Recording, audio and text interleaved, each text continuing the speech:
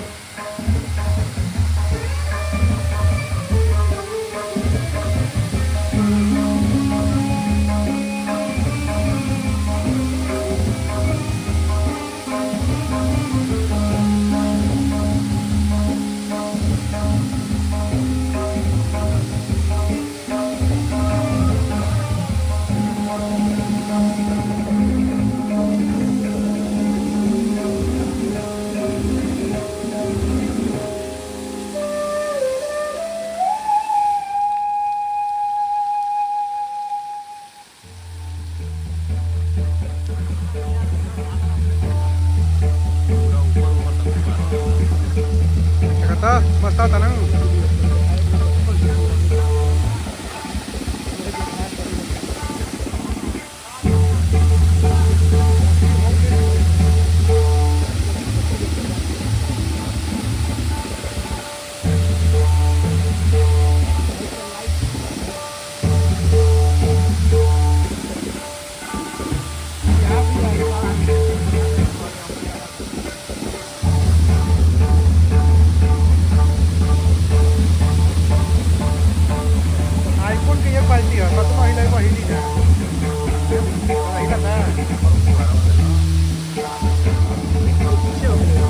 ठीक बा।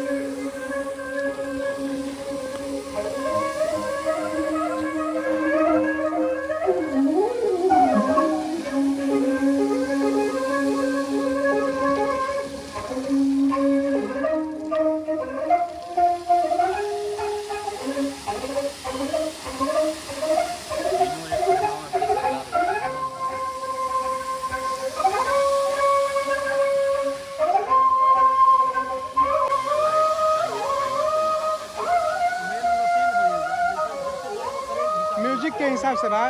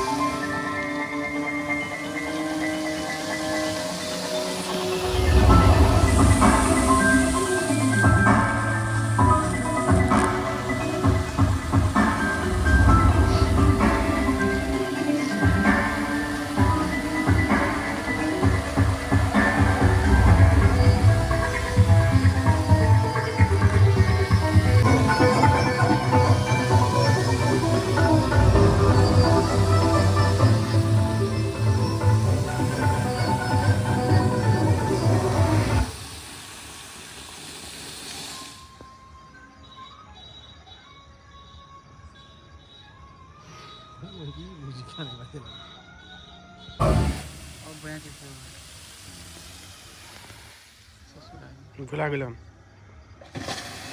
मैं वैशाली सदियों बाद आज स्वयं को निहार रहा हूँ, निहाल हो रहा हूँ। वर्तमान के परकोटे पर बैठा दूर, बहुत दूर समय के उस छोर को देख रहा हूँ, उस छोर को जो खड़ा है हमसे सैकड़ों वर्ष दूर, सैकड़ों वर्ष दूर। एक दर्पण खड़ा है और उसके सामने खड़ा है मेरा अतीत। गर्व, गौरव, शौर्य, साहस, धैर्य, धर्म, सौंदर्य और संस्कृति का अनुपम संगम देख रहा हूं मैं स्वयं में। किंवदंती है कि अति प्राचीन काल में उस क्षेत्र पर सम्राट विशाल का शासन था। गुरु के नाम पर मेरा नाम पड़ा वैशाली। सम्राट का वैभव विशाल, साम्राज्य वैशाली का गौरव अतुल्य, अद्वितीय, अमिट। अब मैं काल के उस खंड पर खड़ा हूं जहां से मेरे इतिहास के अंश लिपिबद्ध हो रहे हैं। मेरी दृष्टि ईसा से लगभग 2600 वर्ष पूर्व आकर ठहर गई है। मैं एक महाजनपद के रूप में पहले से अधिक लोकप्रिय हो रहा हूं, मेरा विस्तार हो रहा है। उत्तर में नेपाल की तराई से लेकर दक्षिण में गंगा तट तक मेरा साम्राज्य है। वज्जिका गणराज्य की राजधानी के रूप मेरी ख्याति भारतवर्ष की सीमा को लांघ रही है। अब मेरी वैशाली पर लिच्छवी शासकों का राज्य है, उन महान चिंतनशाली शासकों का जिन्होंने शासन पद्धति एक अद्वितीय प्रणाली प्रस्तुत कर संपूर्ण विश्व को चकित कर दिया है।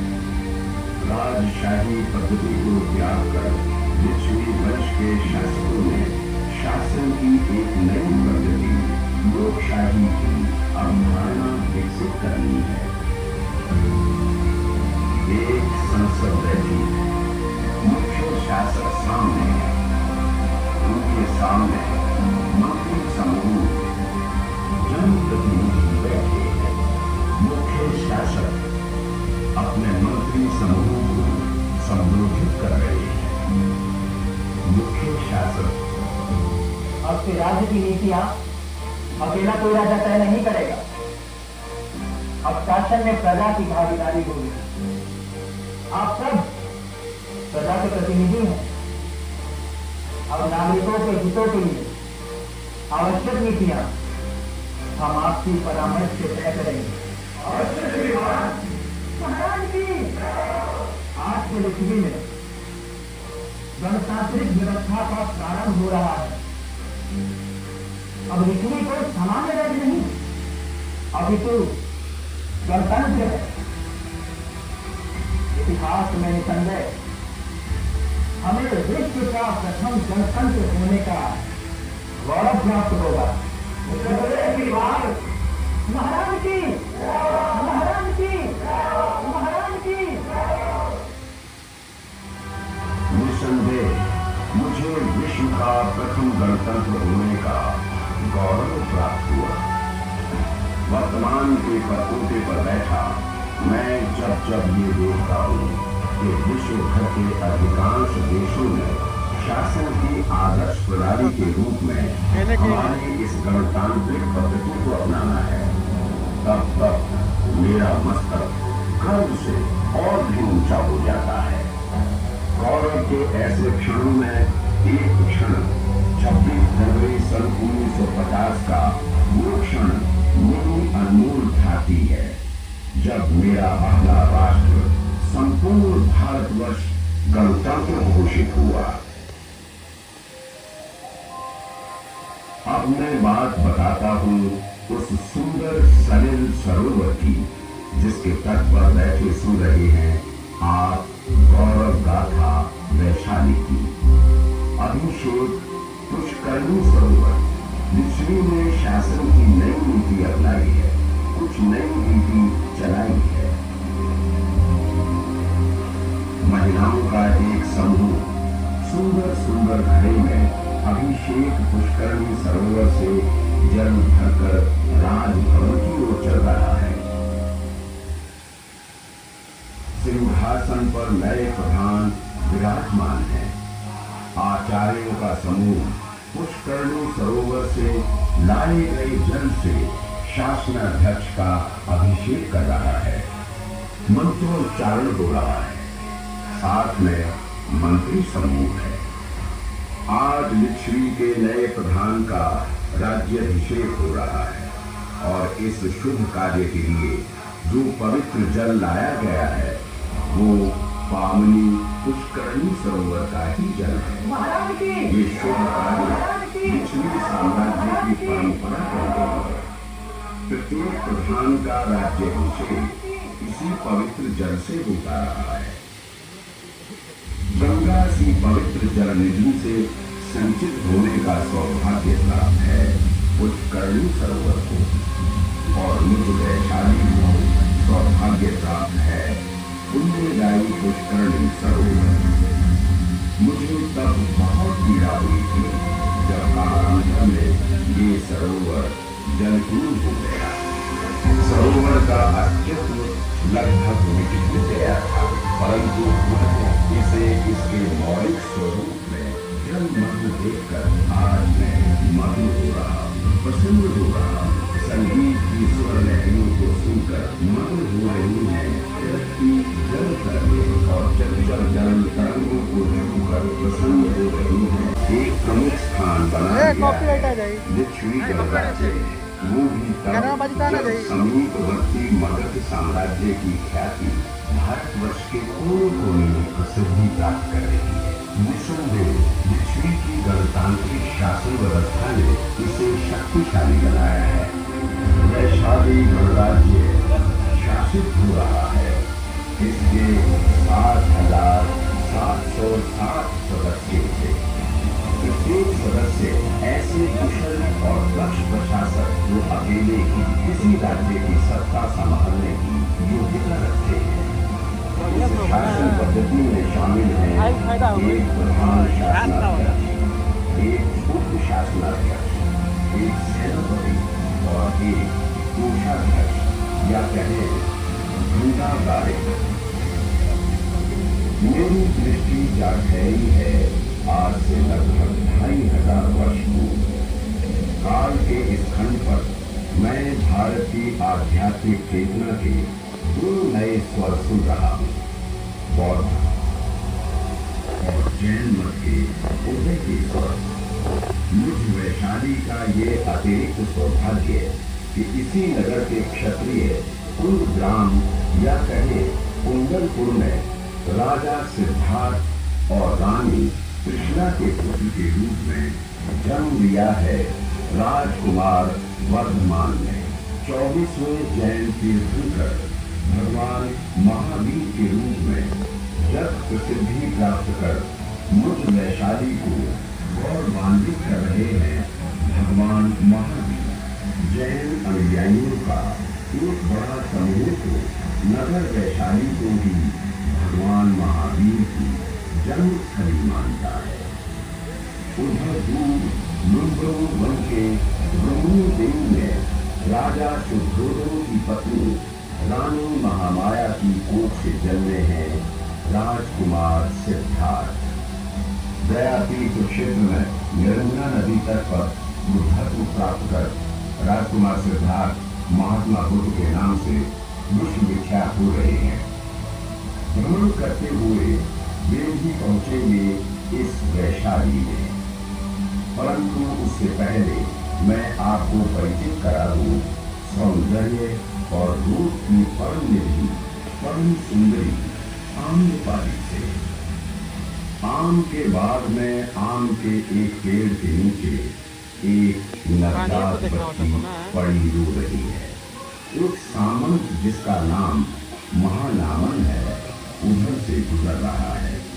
बच्ची के रोने की आवाज सुनकर उसके पास जाता है।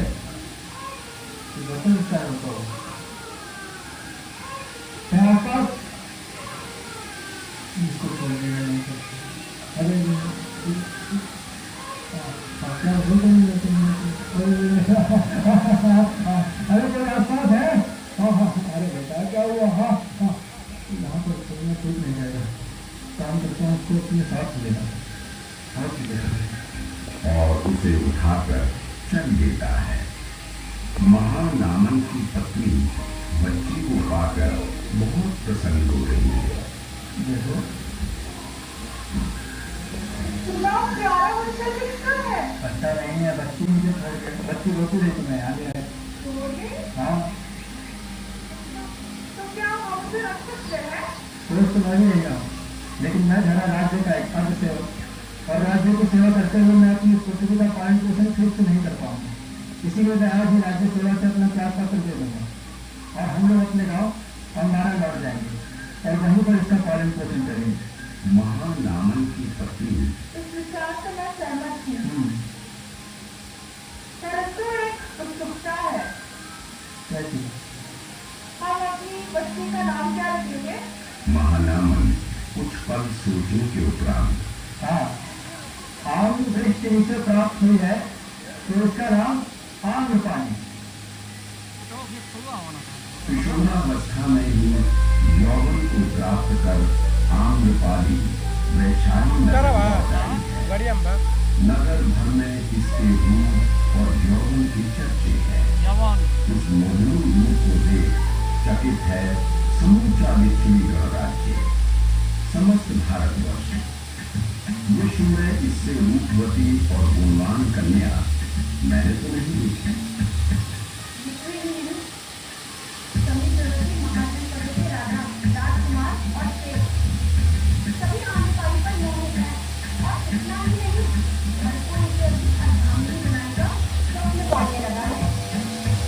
और यही बात आम्रपाली के पिता महानामन की चिंता का कारण बन गई। किसी एक को आम्रपाली का पति चुनने का अर्थ है औरों से बैर मोड़ देना। आम्रपाली गृह युद्ध का कारण बन जाए, इस बात से चिंतित पृथ्वी शासकों ने निर्णय लिया है। आम्रपाली नगर बधू बढ़ेगी, इसे समस्त राजकीय सुविधाएं प्राप्त होंगी। आम्रपाली के शयन कक्ष तक प्रवेश का अधिकार किस पुरुष को होगा, ये भी आम्रपाली स्वयं तय करेगी। जनपद कल्याणी के साथ साथ राज नर्तकी की उपाधि से भी अलंकृत की जा चुकी है आम्रपाली। मैं देख रहा हूँ पृथ्वी पर आक्रमण को आया मगध नरेश आम्रपाली के रूप सौंदर्य के आगे शस्त्र दाम चुका है, और यही हाल बिंबिसार के उत्तराधिकारी पुत्र मगध नरेश अजातशत्रु का है।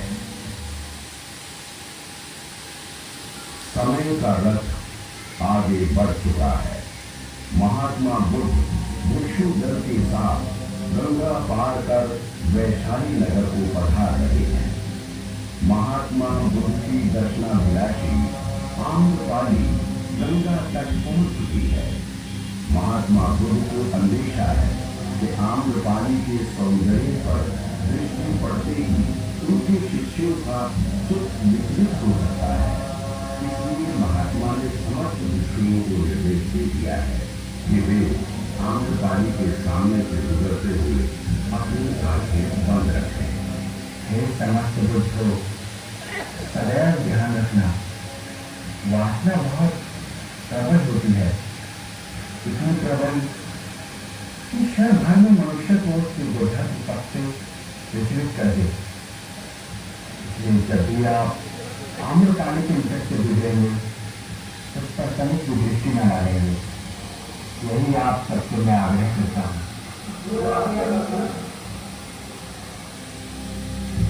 मुझ वैशाली का ये गौरवपूर्ण सौभाग्य कि धरा के इस पावन अंश पर चरण पड़े हैं महात्मा बुद्ध के।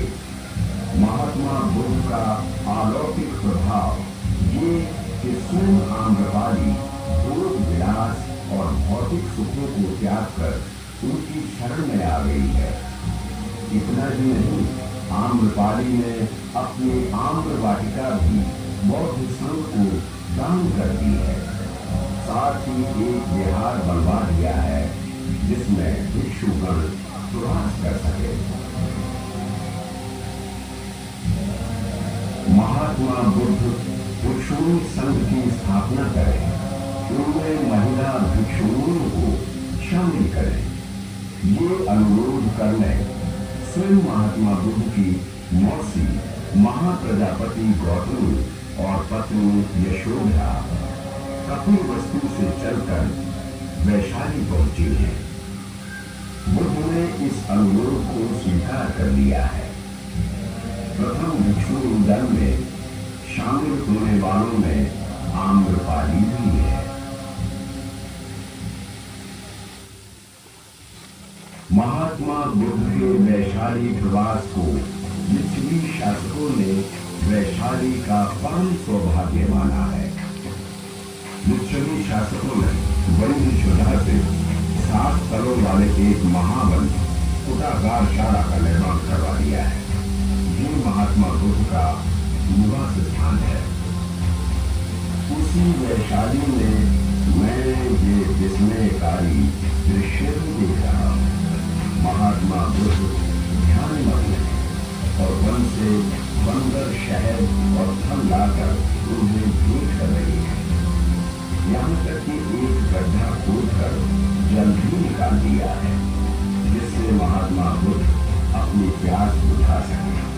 कालांतर में इस स्थान पर सम्राट अशोक ने एक बौद्ध मठ और तालाब का निर्माण कर उन स्मृतियों को सहजने का सुंदर कार्य किया।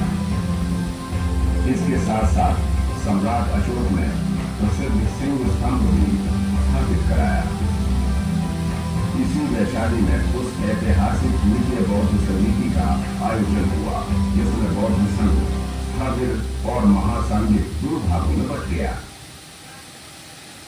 वैशाली की तृतीय यात्रा और अपने अंतिम संबोधन में महात्मा बुद्ध ने अपने महापरिनिर्वाण की घोषणा कर दी है। नगर के पश्चिमी द्वार से महात्मा बुद्ध कुशीनगर को प्रस्थान कर रहे हैं। वैशाली वासियों की आंखें भर आई हैं। जहां से खड़े होकर बुद्ध ने वैशाली को अंतिम बार निहारा, वहां उनकी स्मृति में एक स्तूप बनते हुए भी देख रहा हूं। मैं ईसा पूर्व के 483वें वर्ष में हूं। महात्मा बुद्ध ने कुशीनगर में महापरिनिर्वाण को प्राप्त कर लिया है। बुद्ध के अस्थि अवशेष 8 भागों में विभक्त कर दिए गए हैं। उनमें एक अंश मुझ वैशाली को भी प्राप्त हुआ है। वैशाली अब उनकी स्मृतियों को सहेज रही है। महात्मा बुद्ध के महापरिनिर्वाण का 100वां वर्ष है। द्वितीय बौद्ध समिति की साक्षी बन रही है वैशाली। अपने वर्तमान को निहारते हुए मैं अति आनंदित हो रहा हूँ।